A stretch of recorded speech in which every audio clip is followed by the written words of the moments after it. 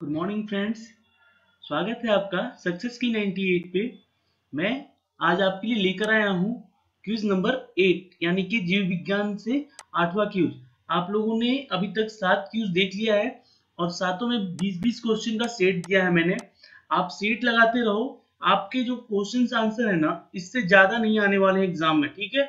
तो सबसे पहले मैं बात करूंगा आज कि अगर आप अपने तैयारी में लगे हो तो हमारे चैनल को सब्सक्राइब कर लें, ठीक है, और वीडियो को शेयर करें, ठीक है, वीडियो को शेयर करें ताकि उन बच्चों को ये वीडियो मिल सके जो अभी अच्छे से तैयारी कर रहे हो और उनको कलेक्शन ऑफ क्वेश्चंस एक जगह मिल जाए, ठीक है।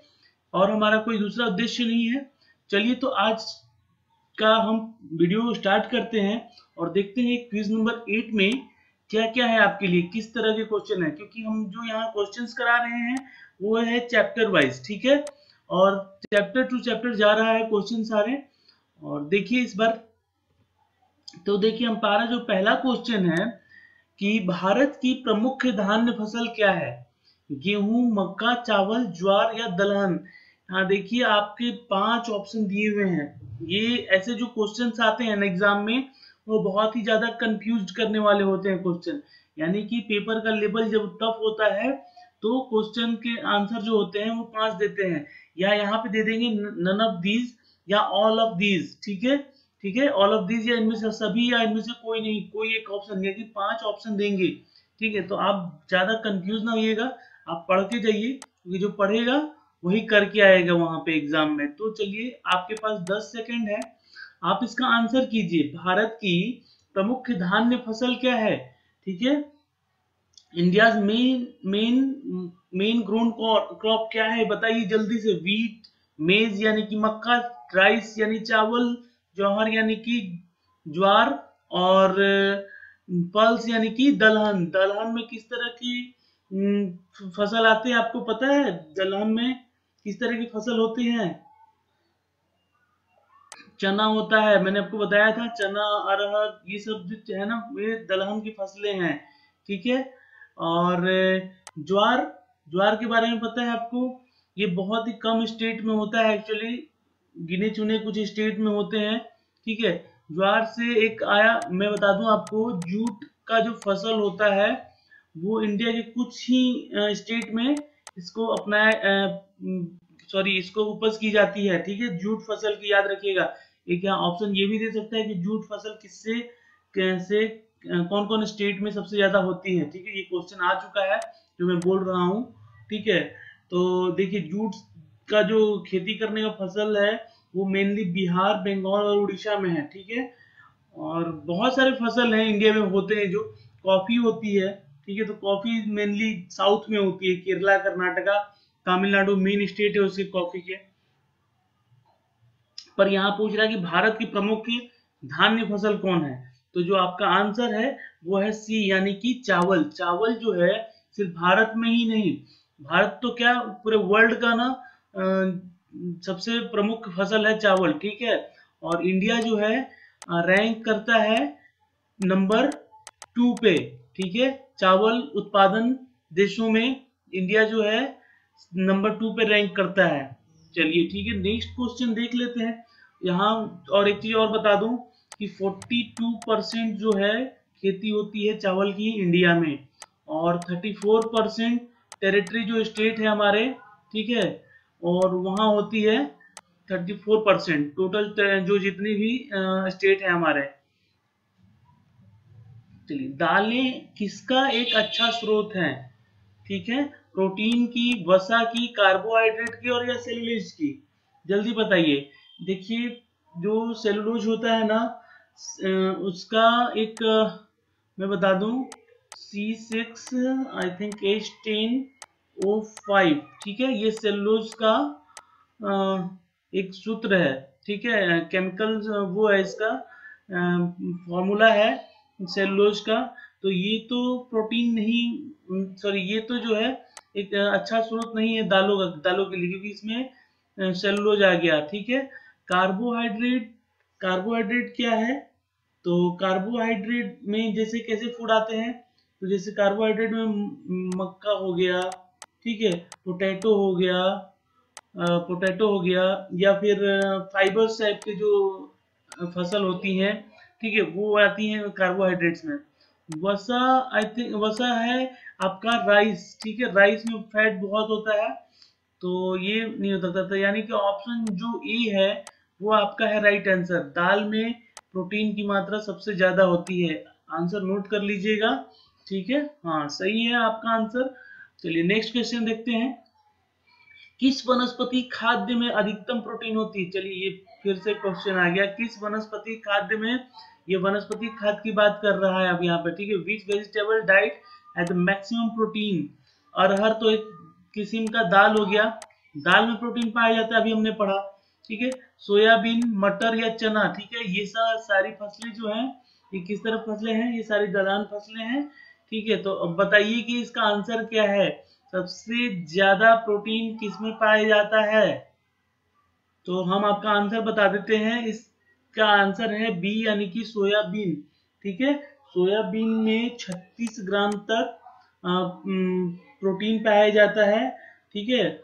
और ये जो है इसकी जो खेती होती है सोयाबीन की, अभी 1985 से कुछ ज्यादा ही बढ़ गई है इंडिया में, ठीक है। इंडिया में 1985 से इसकी खेती ज्यादा बढ़ गई है, और प्लस इसकी जो खेती है वो तिलहन खेती मानी जाती है, तिलहन, ठीक है। तिलहन की जो खेती होती है वो मानी जाती है, और ये सरसों और मूंगफली के बाद का सबसे ज्यादा होने वाला फसल है, ये याद रखिएगा। सरसों और क्या, सरसों और आपका मूंगफली के बाद, मूंगफली के बाद होने वाला सबसे ज्यादा फसल है सोयाबीन, प्रोटीन के मामले में, ठीक है। चलिए नेक्स्ट क्वेश्चन। चलिए इसका आंसर आप बताइएगा, आपके पास है 10 सेकेंड, ठीक है। निम्नलिखित में से कौन सी फसल मृदा को नाइट्रोजन से भरपूर कर देती है? चलिए बताइए, यानी कि मिट्टी को नाइट्रोजन से भरपूर करती है। नाइट्रोजन के लिए मतलब मिट्टी के लिए सबसे अच्छा नाइट्रोजन का स्रोत पूछ रहा है ये। मक्का है, ज्वार है, मटर है, चना है, बताइए इसका आंसर क्या होगा? Which of the following crop, ठीक है, which of the flowing crop in enrich the soil with the nitrogen? बताइए जल्दी जल्दी बताइए, बताइए इसका आंसर। मक्का, ज्वार, मटर या चना, ठीक है, जल्दी बताइए इसका आंसर। इसका आंसर होगा सी, यानी कि मटर। मटर की जो फसल होती है ना, जो मटर, मटर क्या बोले, हम आपको बता दें कि इससे रिलेटेड जितनी भी फसलें होती हैं वो जमीन यानी कि धरती को नाइट्रोजन देने में ज्यादा वो करती है, ज्यादा भरपूर मात्रा में नाइट्रोजन देती है, ठीक है। तो ये याद रखिएगा, नाइट्रोजन सबसे ज्यादा मिट्टी में नाइट्रोजन देने का काम करता है, ठीक है। नेक्स्ट क्वेश्चन है, दालचीनी पेड़ से किस भाग से प्राप्त की जाती है?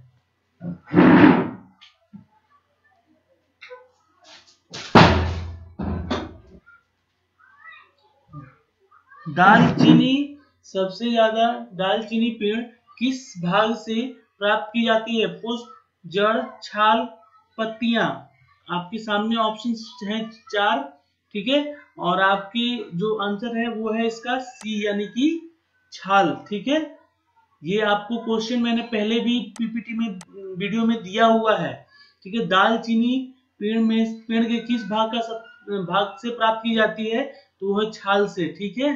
पेड़ों के छाल से सबसे ज्यादा दालचीनी का फायदा होता है, ठीक है। चलिए नेक्स्ट देख लेते हैं, तारपीन। तारपीन का आपने नाम सुना है क्या? तारपीन का तेल, तारपीन का तेल किससे प्राप्त होता है? चलिए आप, क्वेश्चन आपके सामने है, ऑप्शन आपके सामने है, आप जल्दी बताइए आंसर इसका। चलिए मैं बता दूं कि ये एक तरह का फ्लूइड होता है, ठीक है, और इसको डिस्टल किया जाता है, ठीक है।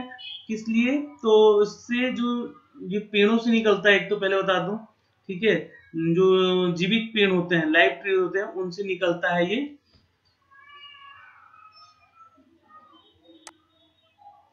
ठीक है, और तारपीन का जो तेल होता है देवदार से निकलता है, चीड़ से निकलता है, माइकम से निकलता है या नेटम से निकलता है। तो आपके जो आंसर है वो है बी, यानी कि चीड़ से।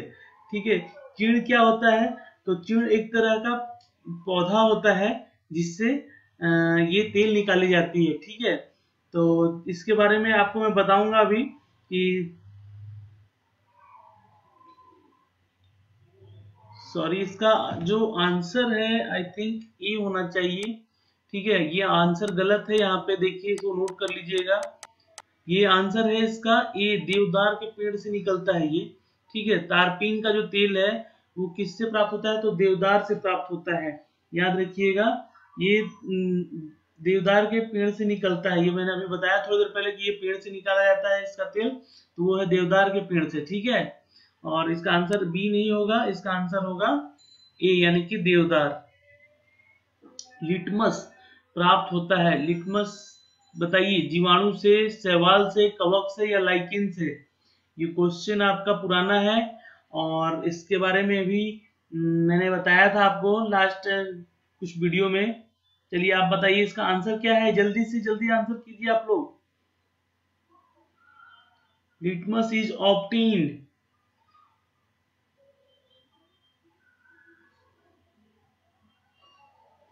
चलिए चलिए आंसर कीजिए।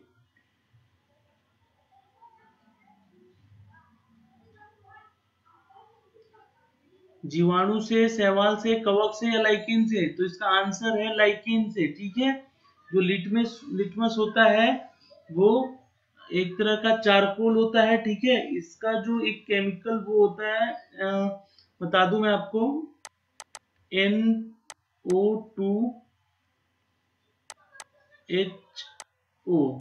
ठीक है, ये होता है इसका एक केमिकल, वो केमिकल रिएक्शन होता है इसका, एक लाइकेन से होता है ये लिटमस। ठीक है, नेक्स्ट क्वेश्चन देखते हैं। पौधों में जल का परिवहन किसके द्वारा होता है? फ्लोएम, त्वचा, जाइलम या कोशिका? चलिए बताइए, आंसर आपके सामने है और ऑप्शन है 4। ठीक है, तो जल्दी बताइए, what is the transport of water in plant? Phloem, त्वचा, जाइलम या कोशिका? चलिए 10 सेकेंड दिया मैंने अभी आपको, और जो बच्चे हमसे अभी जुड़ रहे हैं वो हमारे चैनल को सब्सक्राइब जरूर करते रहिए और वीडियो को लाइक और शेयर जरूर कीजिए। ठीक है, शेयर करना बहुत जरूरी है, जो क्वेश्चंस है एटलीस्ट उन सबको मिल सके जो अभी तैयारी कर रहे हैं अच्छे से।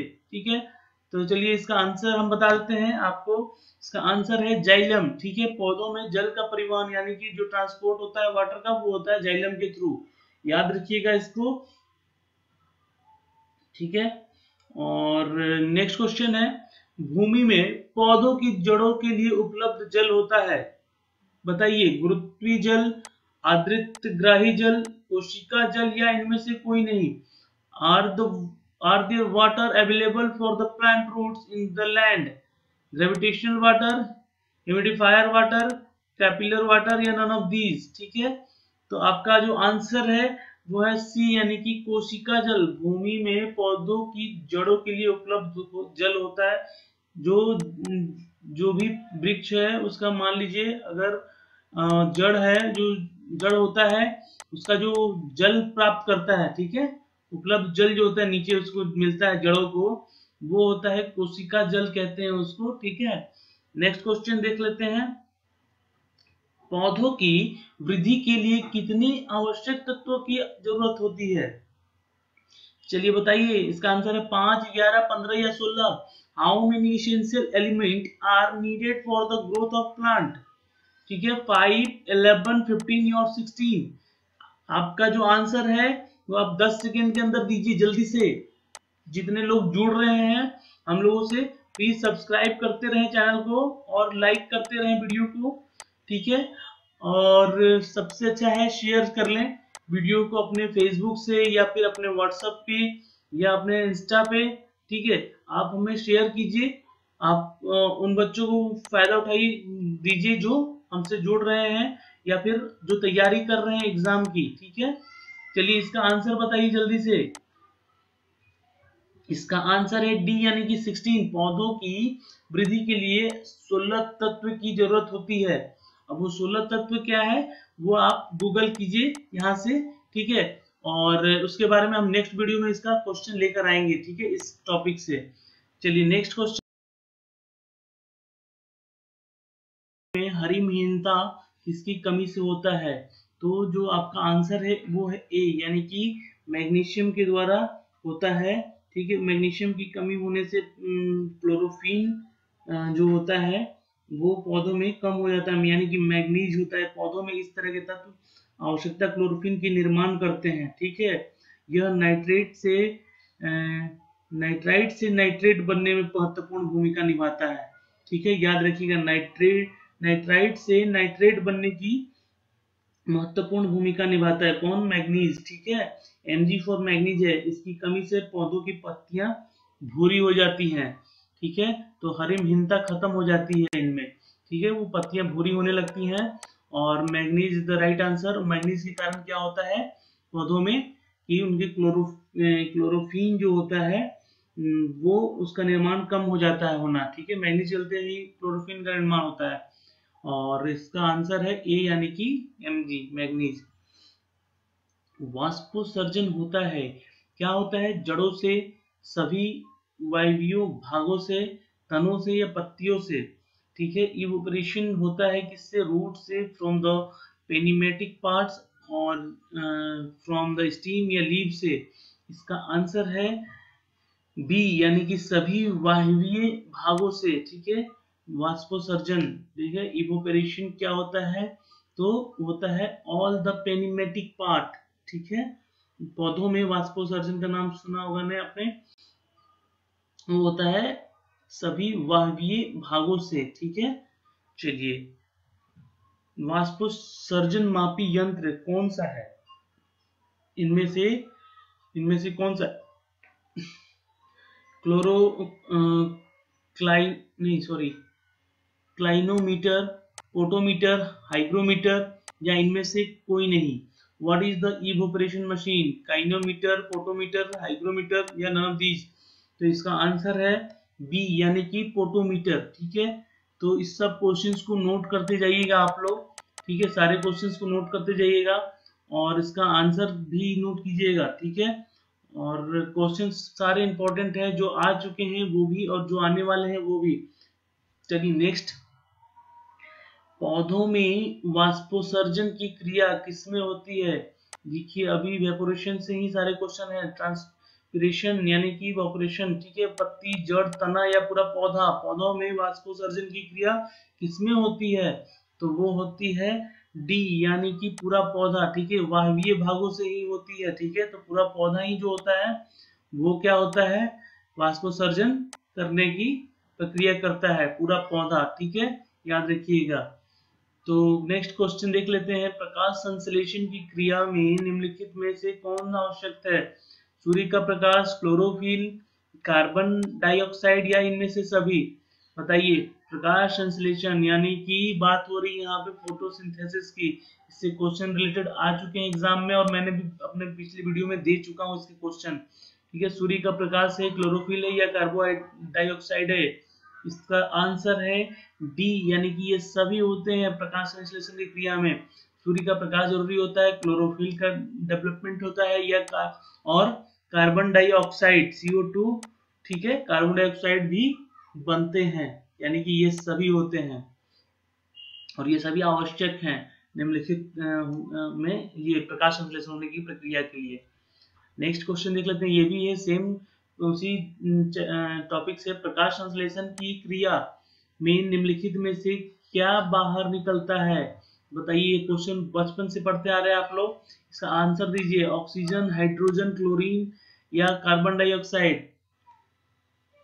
इसका आंसर है ऑक्सीजन। ठीक है, आप लोग पौधों से ऑक्सीजन ही तो लेते हैं और इसका आंसर, ये क्वेश्चन इंपॉर्टेंट है, ऐसे सो इजीली मत लीजिएगा, इंपॉर्टेंट क्वेश्चन है और ये आपके रेलवे के एग्जाम में भी आ चुका है और आने वाले एसएससी के एग्जाम में इंपॉर्टेंट क्वेश्चन है ये, ठीक है, तो नोट कर लीजिएगा इसे और इसका आंसर भी, ठीक है।